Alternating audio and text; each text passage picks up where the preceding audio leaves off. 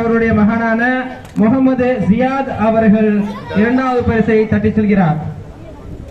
அவருக்கு 5000 ரூபாய் பரிசு தொகையாகவும் நினைவு பரிசும் வழங்கப்படுகிறது.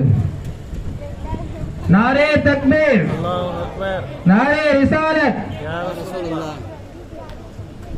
கிராத் போட்டியில் முதல் பரிசை மீண்டும் பனைக்குளத்தை சார்ந்த ஹிமாதுத்தீன் அவர்களுடைய மகனார் இஸ்ஹாக் அவர்கள் முதல் பரிசை தட்டி சென்றுள்ளார். வாழ்த்துக்கள். அவருக்கு முதல் பரிசு தொகையான 10,000 ரூபாய் ரொக்கமும் நினைவு பரிசும் வழங்கப்படுகிறது.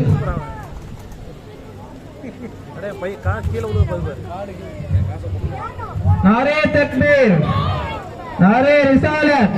யார சொல்லலாம். அடுத்தபடியாக முதல் சுற்றில் வெற்றி பெற்ற